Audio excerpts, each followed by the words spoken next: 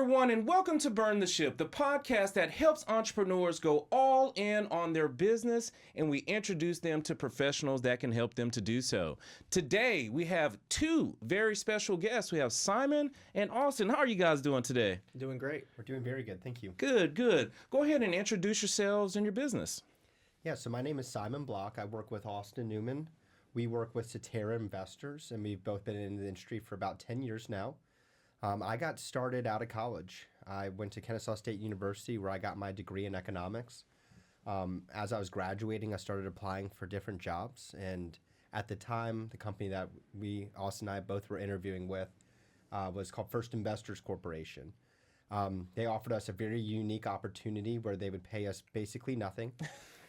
We actually had to pay to get our own licenses for a lot of our own training. So when I went home and I had gotten the job, my dad said, how much you get paid? I said, nothing. And he said, oh, cool. What are the benefits? I said, I pay for my own benefits. But it provided us with a very unique opportunity. I liked sales. I liked talking to people when I was in college. Mm-hmm. I liked building, and I liked doing unique stuff. So when I interviewed, it was a perfect opportunity for me where I got to run my own career. Mm-hmm. I am a 1099, so I'm not working underneath someone else's thumb all day long. Makes sense. Austin and I get to decide who our clients are, how we want to work with them.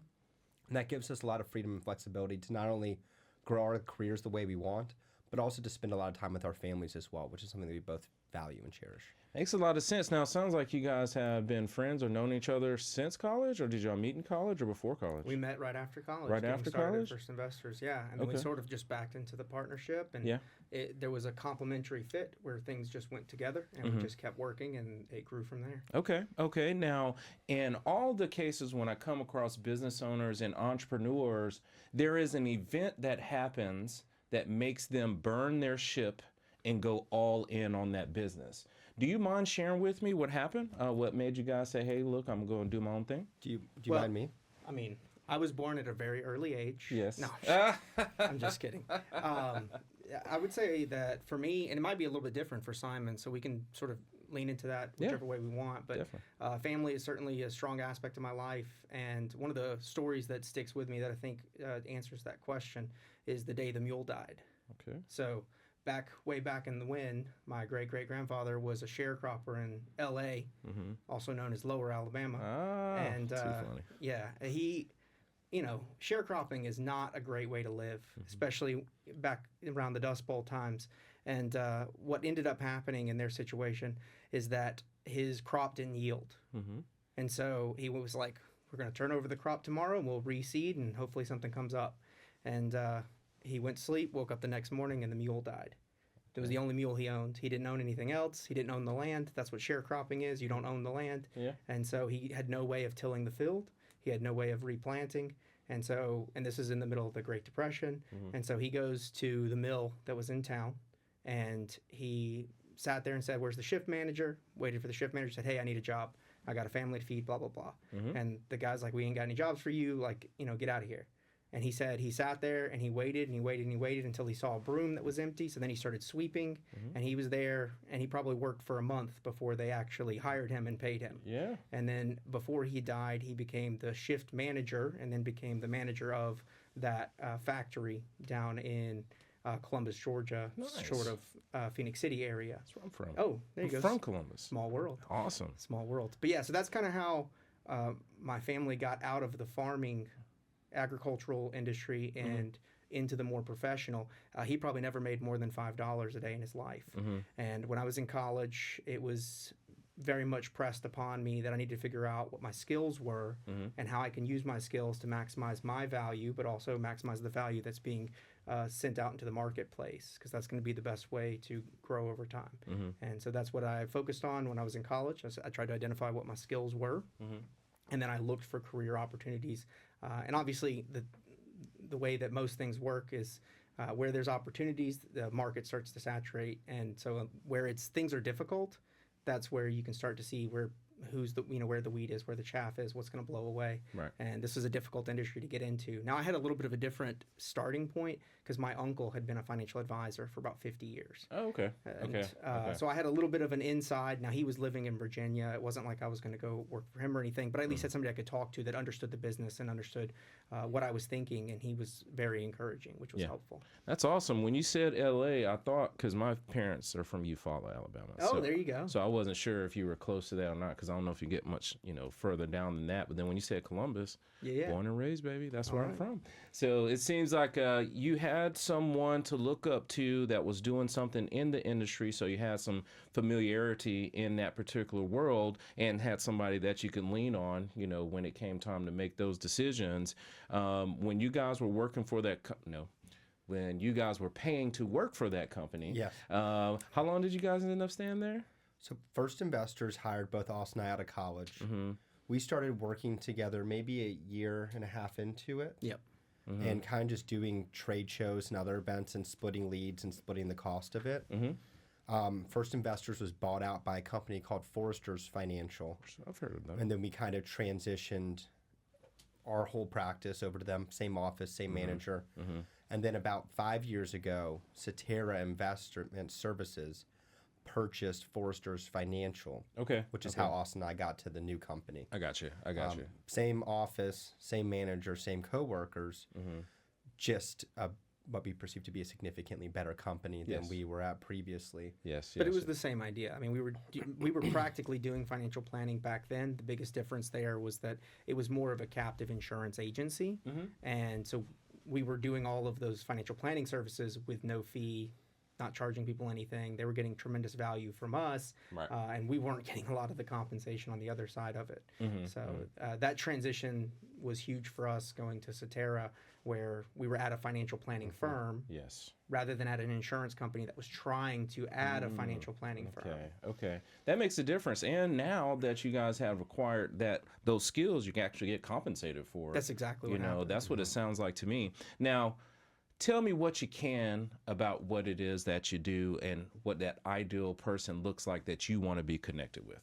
Yeah, I mean, the ideal client that we're working with are small business owners. Okay. These are individuals who we like to meet with on a regular basis.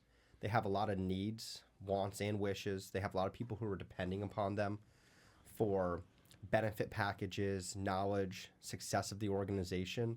And we don't come in and tell them how to run their business. We're here to be a resource for them, helping them make smart financial decisions, helping them set up benefit packages for themselves to make sure that they're running their business effectively. They're not paying too much in taxes, so on and so forth. We're not CPAs, but we work in conjunction with them.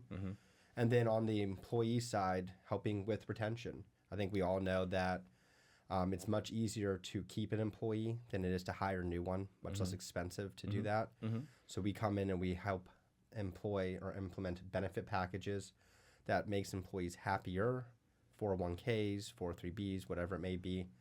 And we just work with them on an individual basis. Every company is a little bit different. But outside of that, Austin and I are working with individuals. We work with a lot of retirees or people working to that point, helping them figure out how much they'll need to be saving, when we should be taking Social Security, income strategies in retirement so that we don't outlive our assets, which is one of the biggest fears that people have. But one of the biggest things that Austin and I do, and one of the things that we value in our practice is we don't have minimums. We work with people who have a lot of money and need a lot of income on a monthly basis, all the way to their kids who are just starting out, who just want to save a couple bucks on a monthly basis, but need guidance, need somebody that can help them much more than what a Vanguard and a Fidelity can do. And we love doing that. That's kind of where Austin was saying we're financial planners, and we're here to help everybody with those instead of just the affluent community.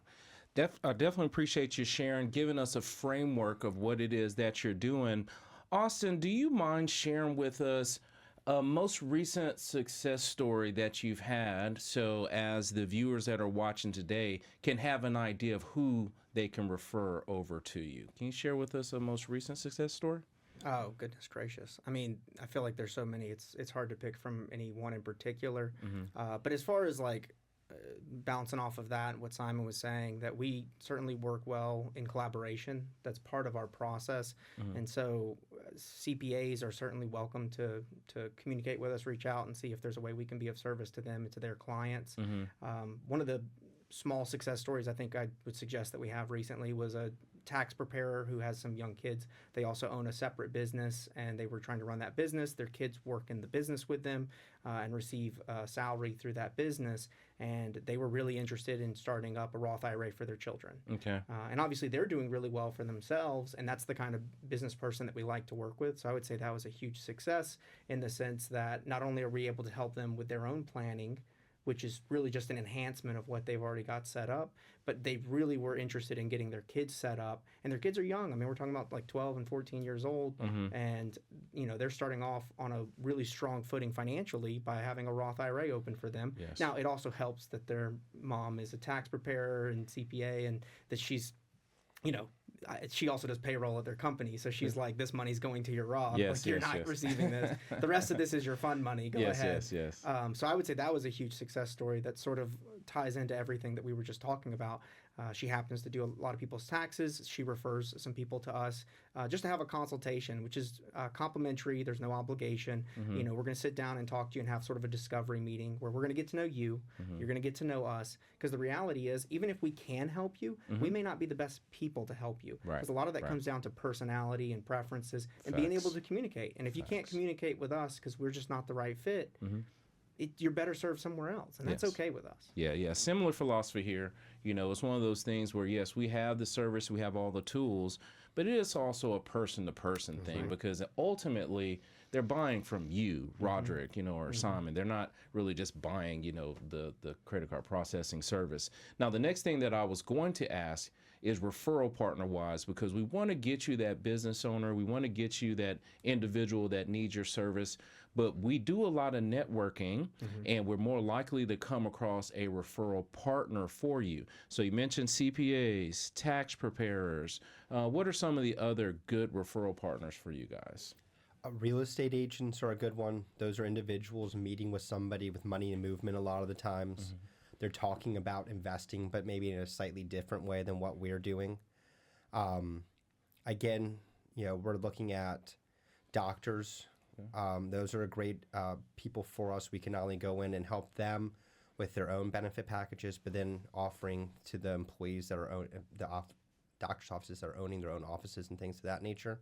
And just on the referral partners conversation, I mean, estate attorneys are fine as well. I mean, whether it's estate attorneys or just, traditional attorneys that might work in different areas, we're happy to do work with their clients as well.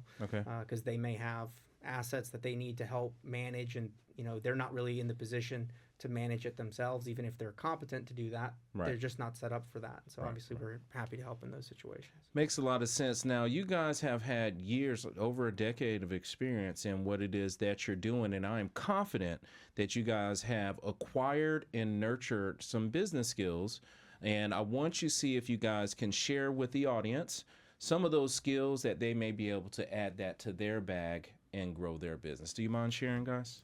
Yeah, absolutely. I think one of the biggest skills that I've gained over my time working with the 3 different firms and the different managers that we've had is listening. Okay. I used to talk a lot. So my manager, when I first came in, he said, you got 2 ears and 1 mouth.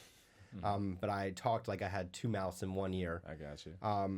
And he also said people don't care how much you know until they know how much you care. So that's one of the things that I've grown to be better at, is listening a lot better. Picking up on context clues and people's hand motions and facial cues. That's allowed me and Austin to be better on our appointments. When we make a suggestion to somebody, they may say yes, but you can sense it's more of like a no. Right. Then you can drill down a little bit, figure out what their concerns are before they have them after the fact. And that's led to having significantly less buyer's remorse, which is something that we faced a lot when we first started, is getting people to agree to things and then them either ghosting us or just saying no after the fact. It doesn't happen as much because we drill down because we understand and we listen more frequently. Yes, yes, makes a lot of sense. Did you have a skill you would like to share? Yeah, I mean, there's a ton of concepts that we actually discuss with business owners in part of our consultation when we're trying to assess and improve equity value. Because the way we see our business is, our job is to help our clients grow their net worth over time. So there's a variety of skills and concepts that I think are incredibly powerful that we use. I think the collaboration and the improvement process is something that I've really focused on. And how do we make this into a process that repeatable, that we can make incremental improvements to? How do we, slow things down so that we can make sure that we're addressing the needs of the client, so that we're not just hearing their needs, but also then addressing it in a way where they understand that's what we're doing. Yes. I think pricing and choosing like the triple constraint theory is incredibly valuable as far as an application of a concept. That is a skill that we've used where you have to consider, what something costs, the time that you're going to spend on it, and then also the scope of that project. And then that may change the pricing. And that sort of attaches to the arbitrage theory of pricing, which basically is the law of one price, which says that, if something is a product, let's think of, is for sale in Georgia and there's one for sale in Kentucky, the one in Kentucky may be cheaper than the one in Georgia that's close to you, but part of that arbitrage is the fact that there's going to be a shipping cost or some sort of delay. It may take you 2 weeks longer to get that same product. So you have to know, as the business owner, what needs am I trying to hit? What target price am I going for? Am I trying to create a valuable company that's focused on minimizing the time? Or am I trying to focus on a company that's going to have high volume and low cost? Because it's hard to be profitable in a company that's low volume and low cost. So you have to hit those things all together at the same time. Yeah. So I think that's one of the skills that we've applied. And I'd point to our process with our clients, especially our introductory process. So typically we have that discovery meeting. And we have a little checklist that we follow. And then we'll have a follow-up in between the next meeting, which is really more of the, like he was saying, the drill down meeting where we're going to do the recommendation. We're going to go over that recommendation in detail so people understand what's the cost, what's the benefit, what are the risks of our product or services. And then the following meeting is actually where they follow through and execute that decision. Now, we can certainly lose people along that path, but that customer just may not be the right customer for us because we want people that are going to be disciplined enough. If they can't make it through 3 meetings with us to do something that's important with $100,000 or $200,000, why in the world would we expect them to be able to commit that $100,000 for the next 12 months if they're not going to listen to us over 3 weeks? You know what I'm saying? Yeah, that makes a lot of sense. So to the ones that are listening today, ask questions and mean it when you ask the questions. Just don't try to push through and be ready to talk instead of listening. So make sure to ask good questions. I definitely appreciate you guys sharing that portion of your business, those skills. Now, we know we do all of this work. We do all this networking, driving around, meeting, talking with people, so we can do some things in our life. So let's go from business to our life. So Simon, let's say you got everyone that's financially literate now. They know all about their finances. What is it that Simon would do at this time? Oh, I go to a lot of sporting events. Okay. And you love traveling. And my wife and I, we spend a lot of time together. So she works from home as well. Okay. So we spend almost all of our time together. Okay. We like to hike. I like to go to sporting events. Which one's your favorite? Baseball, football? Oh, the dogs. The dogs. Obviously. Okay. I had a big win this week. Oh yeah, I like it. And then we love traveling as well. Okay. So those are our big whys. Now, when you talk about traveling, what is the next big destination on your calendar? We've got tickets booked for New York for Christmas time. And you just got back from Rome. Yeah, we just got back from Italy. Nice. Now, how was that experience? Oh, you can't go wrong in Italy. Okay. Food's amazing. Wine's amazing. Yeah. Rome's the most beautiful place. Okay. Rome, Georgia is awesome. Yeah. I'm just messing with it. Yeah, we went up to Rome, Georgia. Going to Paris, Texas next week, I think. Nice. Well, congratulations on being international out there, getting to see those sites. All that hard work is paying off. How about you? I'm certainly more, I would call myself of a family man. Okay. I enjoy spending time. I like serving. So we're very involved in our local community, our church in particular. So I certainly volunteer a lot of my time there doing a music and more ministry where I'm really the more part, Okay. not the music part. My wife is unbelievably talented Okay. in the music as well as other areas of her life. And so then we spend a lot of time with our family and friends, and we'll have, the game nights, and we'll watch the games, from the comfort of my couch kind of thing. Okay. And we'll have just have a lot of fun that way. But I've got quite a big family, so it takes a lot of time to spend time with all of them, especially on the quality side. Yes, makes a lot of sense. I definitely appreciate you guys sharing in that aspect of your life as well. Now, as the people that are watching today, they want to learn more about the finances. They may have some questions about the skills that you shared. What's the best way for them to get in contact with you guys? Well, we have a tremendous amount of resources on our website that are, available to you. There's no ads. There's a lot of calculators, a lot of tools and articles. But you can also schedule time with us if you want to meet with us there. So our website is newmanblock.ceterainvestors.com, newmanblock.ceterainvestors.com. Okay. Any other way? That's fine. Yeah, that email. should be Well, fine. at the top of that website, there will be a scheduled time with me tab. Yeah. And you guys can go in there, and the appointments are easy to set up and just chatting. Okay, that's a good deal. Now, we appreciate you guys coming on, sharing all this stuff, and we always honor our guest by giving them the last word. So we're going to have two different last words. So, Simon, you got a last word to share, and then Austin, I'm going to ask you for a last word to share. Well, what we always tell our clients is the best day to start saving is today, and the second best day is tomorrow. So if you think that you're further behind than you need to be, or you think you don't have a chance, you always have a chance, and we'd love to help. Okay, awesome. How about you, Austin? My last word, we often end a lot of our presentations. We're speaking to our clients, and we say something along the lines of, you're the CEO of your own life. We're not here to take the CEO job, but we'd love to, interview for the CFO job. And we'd love to help you and be your chief financial officer and getting you not just up the mountain of retirement or whatever investment goal that you have. We also want you to get back down safely again. Okay, awesome. And to the audience that is watching today, I want to say thank you guys so much for coming out and spending time with us. And to everyone watching, be kind. Thanks.